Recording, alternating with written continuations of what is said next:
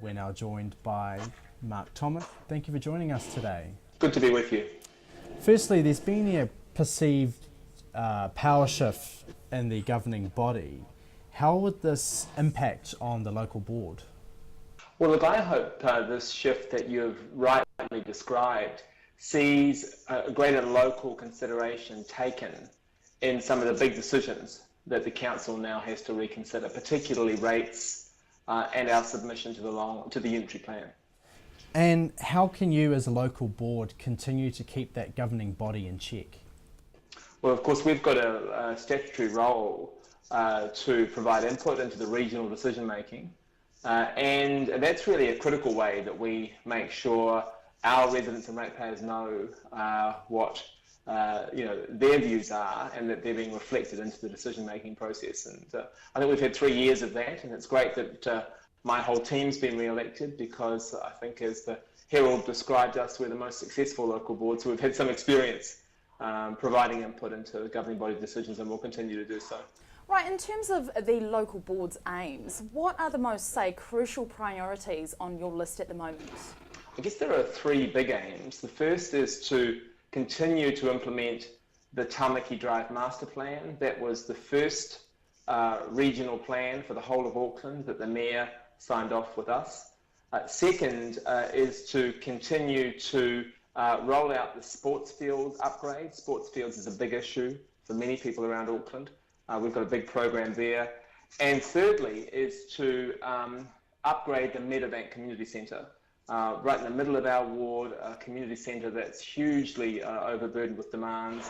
One of the wider issues, I guess, that's been played out in the mainstream media is the voter turnout. Of course, this year we've seen a 34% turnout across Auckland.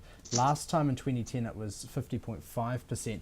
Do you think there's been a loss in confidence in the council? Council, and that's all of us, have failed to engage Aucklanders enough. I should say, with an Orakei, we actually have the highest level of engagement in Auckland.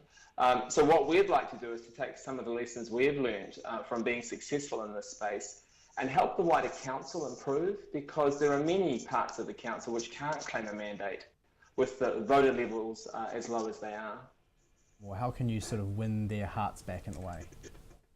Well, you've got to have very good networks. You've got to make sure that you've got representative groups. We've helped create 3 new residents associations in the last 3 years. We'll create a 4th in the next coming months. We've established a new business association.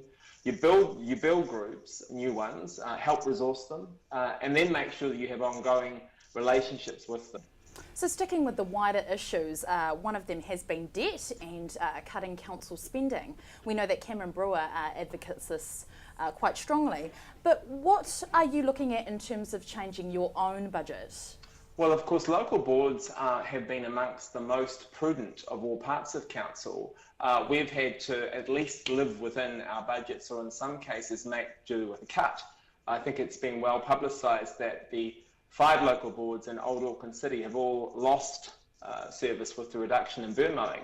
The Mayor's decision to cut burn mowing really reduced our effective budgets and didn't give us any compensation. So in what ways are you looking to try and push council to cut their spending? The critical issues are in the nice-to-have projects, but not the must-have projects. There's a strong message, I think, during this campaign when you look at burns to say, let's get council back to core services.